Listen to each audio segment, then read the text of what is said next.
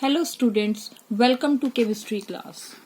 In the previous class we have discussed topic true solution, colloid and suspension of the chapter Is Matter Around Us Pure. Coming to the next part of the chapter, that is methods of separation. So today's topic is separating the components of a mixture, in which we will deal with three methods. A. How can we obtain colored component dye from blue or black ink? B. How can we separate cream from milk? C. How can we separate a mixture of two immiscible liquids? Learning outcomes.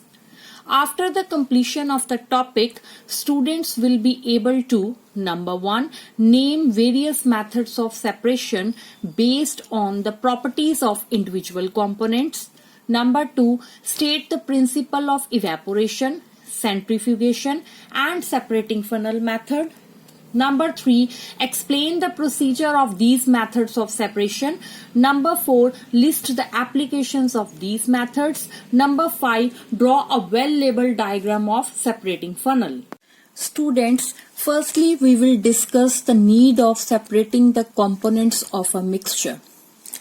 Separation is done to get individual components from a mixture, to study and use the individual components of a mixture.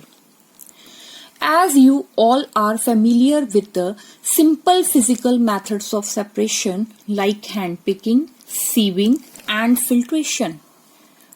But in this class we will deal with the special techniques of separation which involve evaporation, centrifugation, separating funnel, sublimation, chromatography, distillation, fractional distillation and crystallization.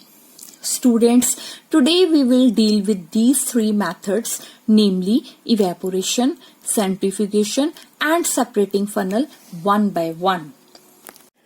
Coming to the first method of separation, that is evaporation. Question arises, what is evaporation? It is defined as the process of change of liquid into vapors at any temperature below its boiling point. This method is used to separate dye from blue or black ink. Principle. Ink is a mixture of dye in water. Here dye is solute and water is a solvent. This method is used to separate volatile component. Volatile means which forms vapors on heating. Here it is water acting as a solvent, from non-volatile solute. Non-volatile means which doesn't form vapors, and here it is dye in the form of solute.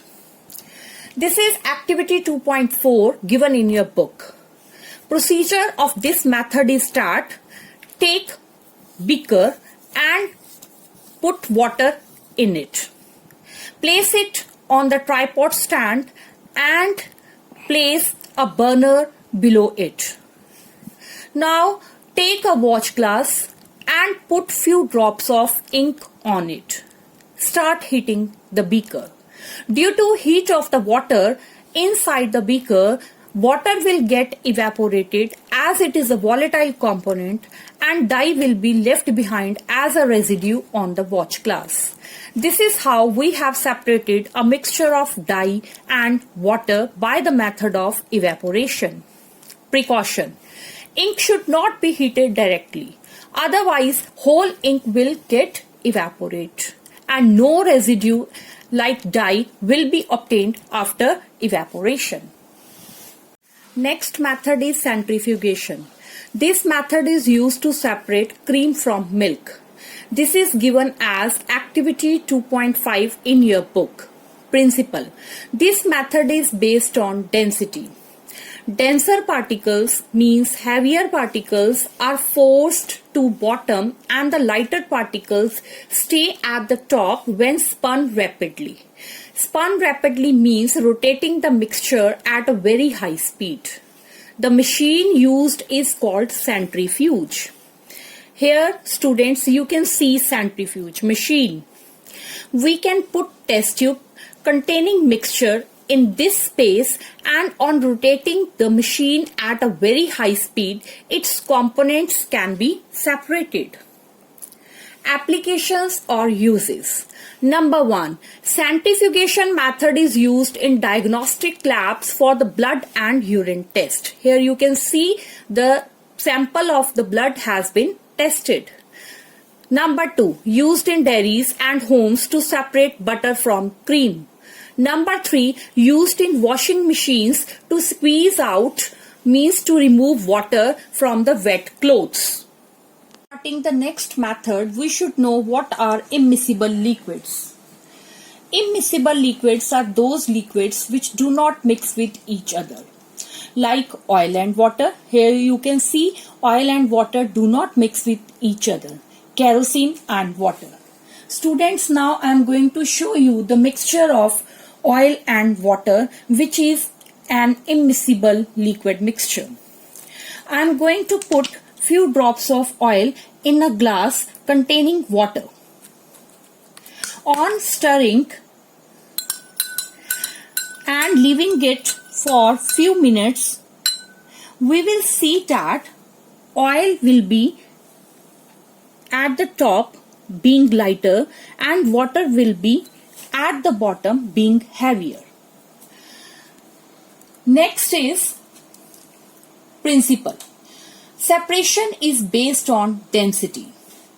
Immiscible liquids separate out in layer depending on their densities. And the method is separating funnel.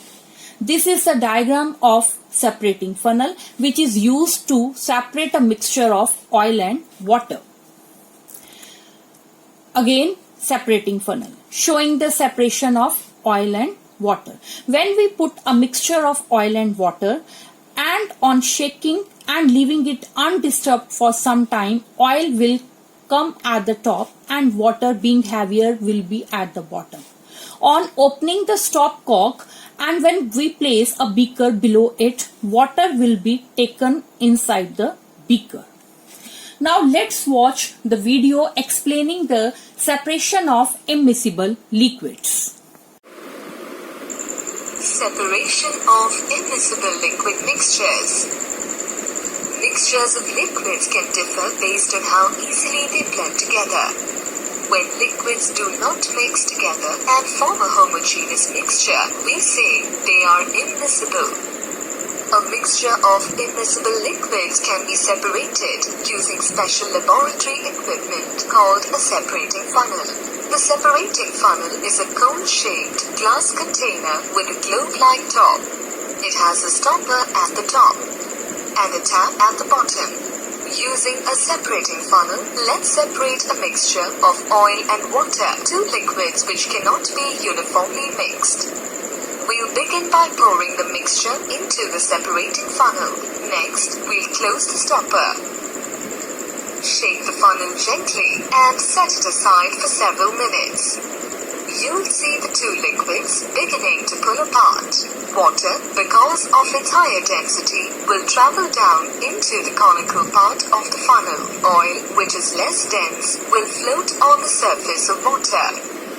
Now, we'll place a beaker underneath the separating funnel and remove the stopper. We can open the tap and let the water collect in the beaker, closing it once all the water drains out. The remaining oil can be collected by placing another beaker beneath the funnel. Now the two immiscible liquids have been completely separated. Summary. Immiscible liquids are those which cannot be uniformly mixed together. A separating funnel can be used to separate mixtures of immiscible liquids. Next is applications or uses of separating funnel method. Number 1. It is used to separate a mixture of oil and water as you have seen here. Number 2. In the extraction of iron from its ore. The lighter slag is removed from the top by this method. Molten iron is left at the bottom in the furnace being heavier, which is used for extraction of iron from its ore. Assignment for you. Number 1. Find out the applications of the following methods of separation. A. Evaporation, B. Centrifugation, C. Separating funnel from the internet and your surroundings other than mentioned in the book. Means you have to find some more applications or uses and share your findings among your friends on the WhatsApp group. Number 2, draw a well-labeled diagram of separating funnel showing separation of immiscible liquids. Thank you.